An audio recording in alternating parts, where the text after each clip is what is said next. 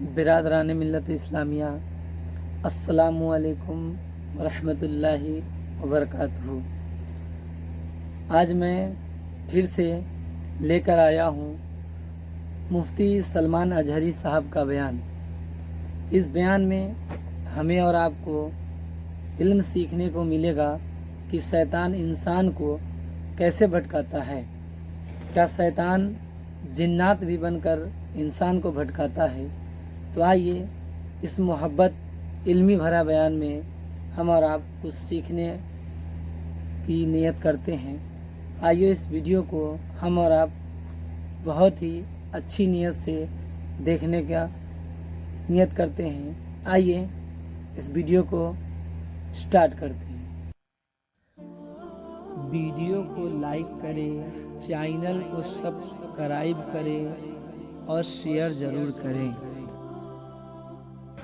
آپ پوری زندگی کا اگر تجزیہ کریں تو میں آپ کو بتاتا ہوں، ساری چینجز آپ نے صرف اور صرف دنیا والوں کے لیے کر لی اپنے آپ میں۔ ساری چینجز آپ نے دنیا کو دیکھا، یہ بہت فیشن کر رہی ہے اور اس طرح سے اگر میں کپڑے پہنوں تو یہ مجھے عزت سے دیکھیں گے، نہیں پہنوں گا تو مجھ سے دور ہو جائیں گے۔ فیشن چل رہا ہے، پینٹ ادھر سے پھاڑنا ہے، ادھر سے پھاڑنا ہے، پہننا ہے۔ تو تم نے صرف اور صرف ان کا دل رکھنے کے لیے، ان کے سامنے اپنا سٹیٹس رکھنے کے لیے اپنے آپ کو چینج کر لیا۔ جی شیطان ہے وہ جو تمہیں عیاشی کی طرف لے جاتے ہیں انسانوں کی شکل میں۔ قرآن پاک میں آپ نے نہیں سنا؟ اللہ رب العزت نے فرمایا من الجنتی والناس، یعنی وسوسے ڈالنے والے جو شیاطین ہوتے ہیں وہ جنات میں سے بھی ہوتے ہیں، انسانوں میں سے بھی ہوتے ہیں۔ شیاطین الانس والجن، قرآن میں یہ بھی آیا ہے، انسانوں میں بھی شیطان ہوتے ہیں، جنات میں بھی شیطان ہوتے ہیں۔ انسانوں میں کیسے؟ تمہارے دوست کی شکل میں آئے گا، کبھی تمہیں پتہ بھی نہیں چلے گا، اور وہ تمہارا ذہن ڈائیورٹ کر رہا ہوگا، تمہیں بھٹکا رہا ہوگا، اور اس کی باتوں پر تم نے اپنے آپ کو بدل لیا۔ ایک مسئلہ میں آپ کو بتا دوں، شریعت کا مسئلہ، اس سے آپ اندازہ کریں کہ ہم کس قدر شیطان کی پیروی کرتے ہیں اور کتنی جلدی ڈائیورٹ ہو جاتے ہیں۔ ہمیں منانا چاہیے تھا اللہ کو، کیونکہ وہی ہماری منزل ہے، وہی ہمارا مقصود ہے، لیکن ہر دن ہر لمحے ہم ڈائیورٹ ہوتے جاتے ہیں۔ اب مسئلہ جو میں بتا رہا تھا وہ یہ ہے، دو مسئلے میں بتاتا ہوں، ایک نماز کا، ایک وضو کا ہے۔ اکثر لوگوں کی یہ شکایت بھی میرے پاس آتی ہے، استنجا کر کے آئے، پیشاب کر کے باہر آئے، وضو کرنے کے لیے بیٹھے تو ایسا لگ رہا ہے کہ قطرہ ٹپک رہا ہے، یا پیشاب کا قطرہ پھر سے نکل گیا۔ ایسے کئی لوگوں کو ہوتا ہے، پھر گئے وہ، پھر دھو کر کے آئے، پھر لگا کہ نہیں پیشاب کا قطرہ نکل رہا ہے۔ یہ اطمینان نہیں ہوتا کچھ لوگوں، حالانکہ استنجا کریں آپ، پورا اس میں استبرا ہے، یعنی کھانس کر کے ہو یا اٹھ کر کے بیٹھ کر کے پیر کو موڑ کے کسی بھی طرح سے آخری قطرہ نکال دیں، یہ ٹھیک ہے، لیکن اس کے بعد آپ وضو کرنے کے لیے آئے تب یہ وسوسہ آ رہا ہے، پیشاب کا قطرہ نکلا، پیشاب کا قطرہ نکلا۔ اب کیا حکم کیا ہے آپ کے لیے؟ ایک نمبر 1 یہ وضو کا مسئلہ، اس کا بھی حکم میں بتاؤں۔ دوسرا مسئلہ سن لیں، نماز 4 رکعت ظہر کی پڑھنے کے لیے کھڑے تھے، یا 4 رکعت عصر یا عشاء کی، 2 رکعت پڑھے، تیسری رکعت میں کھڑے ہوئے تھے، اب شک ہونے لگا کہ دوسری ہے کہ تیسری ہے، تیسری میں کھڑے تھے، یہ شک ہونے لگا یہ چوتھی ہوگی کہ تیسری ہوگی۔ ایسا ہوتا ہے بہت سارا، ہوتا ہے۔ نماز کا ایک مسئلہ یہ ہے، آپ وضو کا ہے، دونوں کا حکم کیا ہے اس سے میں آپ کو اپنی زندگی کے متعلق بتاؤں گا۔ پہلا والا جو مسئلہ ہے پیشاب کے قطرے کا، پہلی مرتبہ ایسا کبھی ہوا ہے تو جاؤ دھل لو۔ ایک بار ایسا ہوا کہ پیشاب کا قطرہ ٹپکا ہے یا لگ رہا ہے، جاؤ دھل کے آ جاؤ۔ پھر ایک مرتبہ ایسا ہوا ہے کہ وضو کرنے بیٹھا ہوں، ایسا لگا کہ پیشاب کا قطرہ ٹپک گیا، جاؤ دھل کے آؤ، اور اتنا حصہ جہاں کپڑے میں لگا اس کو بھی دھل لو۔ تیسری مرتبہ بھی ایسا ہوا ہے، دھل لو۔ اب اس کے بعد شریعت کہتی ہے اب نہیں جانا، اس کے بعد اب وضو کے لیے اگر بیٹھو گے تمہیں لگ رہا ہے کہ پیشاب کے قطرے ٹپک رہے ہیں، ٹپکنے دو، پکنے دو تم جی، بے پانی شک۔ لے لو ایک چلو میں اور اس جگہ پر چھڑک دو پانی وہاں پر اس چھڑک دو۔ کپڑے کے اوپر چھڑک دو. کیوں؟ اس لیے کہ کہا گیا ہے کہ بعد میں اگر تمہیں وسوسہ بھی آنے لگے تو یوں سمجھ لو یہ پیشاب کا قطرہ نہیں بلکہ میرا چھڑکا ہوا پانی ہے، چھڑکا ہوا پانی، میرا بے شک۔ چھڑکا ہوا پانی. جی، اچھا جی۔ ایسا کیوں کرایا گیا؟ شک تو ہو رہا ہے. سنیں فقہاء کرام نے فرمایا اے بندے تجھے عبادت اللہ کی کرنی ہے. کس کی کرنی ہے؟ سنیے آپ حضرات، اللہ دھیان سے کو راضی سنیے۔ کرنا ہے. اور جی، یہ جو جی۔ وسوسے آ رہے ہیں تجھے یہ شیطان کے ہیں.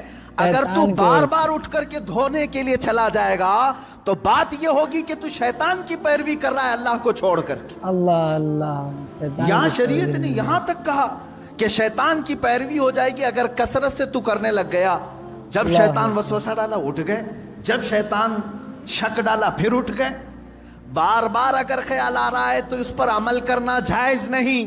جائز نہیں، پانی بے شک۔ چھڑک لو اور کہو میں شیطان کی پیروی نہیں کروں گا، میرے مولا کی عبادت کروں گا. سبحان اللہ۔ دوسرا مسئلہ نماز کا کہ جس میں اگر 3 میں 4 میں شک ہو، ایک بار ہو گیا تو چلو دوہرا لو، 2 بار ہو گیا تو چلو ٹھیک ہے، جتنا یقین ہے اس کے آگے کی رکعتیں پڑھ لو.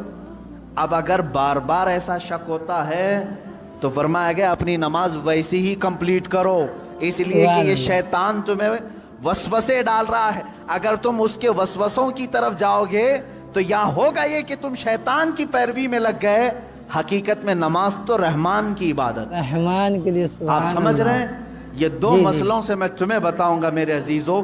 پوری زندگی بھر شیطان اسی طرح سے کرتا ہے تو میں اپنے اصلی مقصد سے ڈائیورٹ کر بہت کے کسی ضرورت کی عام بیان ہے فضول یہ۔ چیز حضرات میں آپ لگا لوگ دیتا دھیان سے ہے، سنیے، فضول چیز میں لگا دیتا ہے. نماز کے مسئلہ اسی لیے اس میں۔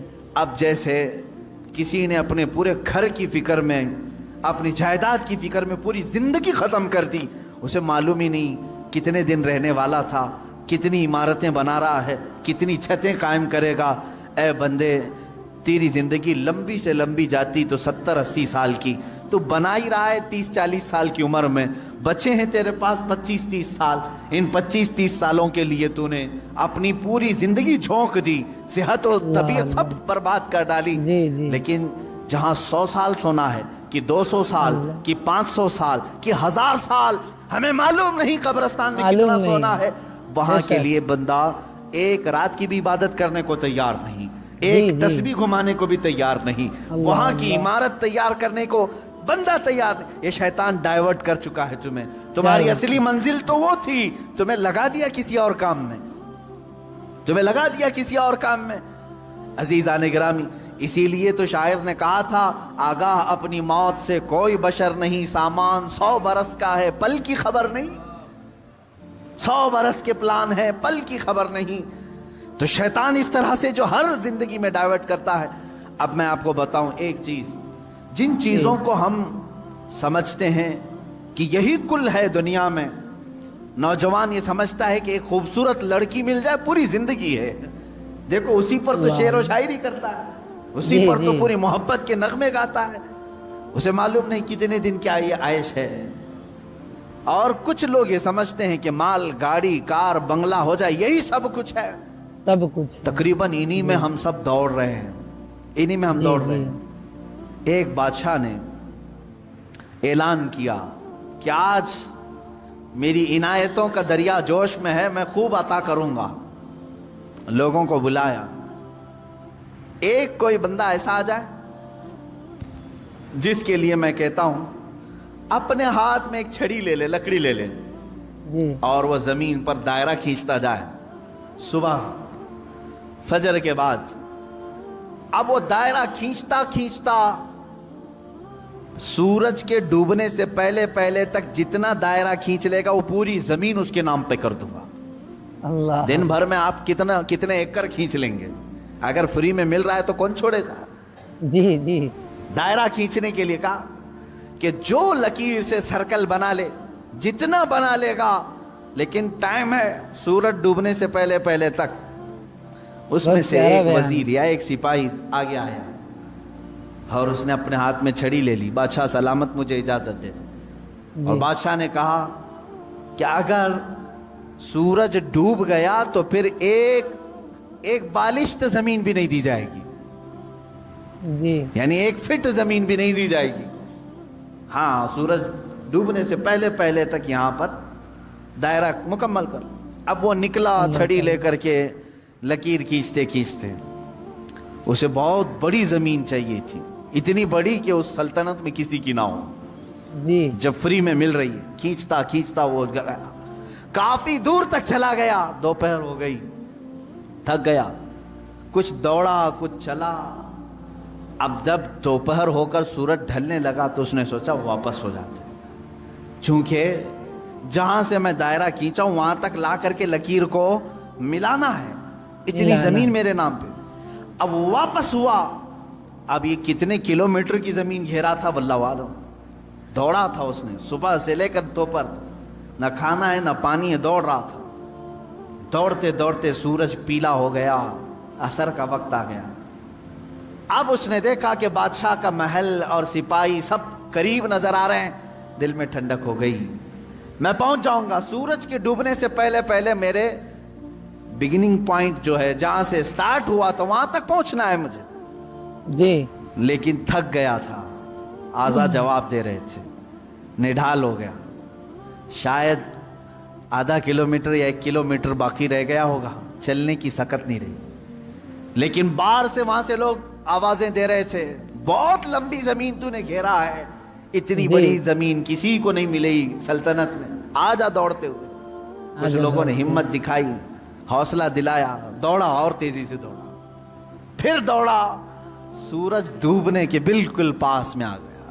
پاس میں آ گیا. سورج غروب ہونے کے لیے بس آدھا سورج اندر جا چکا تھا، اور اس کا پوائنٹ جہاں سے شروع کیا تھا وہ بھی قریب نظر آ رہا تھا، وہ بھی قریب نظر آ رہا تھا. دوڑا اور دوڑا یہاں تک کہ اپنے اس پوائنٹ کے بالکل پاس میں پہنچا. لیکن سورج ڈوبا. کتنا باقی تھا؟ سورج ڈوبنے سے پہلے پہلے وہ اپنے پوائنٹ پہ پہنچ گیا. اس طرح کہ پیر اس کے ایک طرف، ہاتھ اس کے اس طرف، سو کر کے اس نے اپنی لکڑی آگے کی، پوائنٹ پر پہنچ گیا. اس کے بعد سورج ڈوب گیا. اب ڈوب گیا.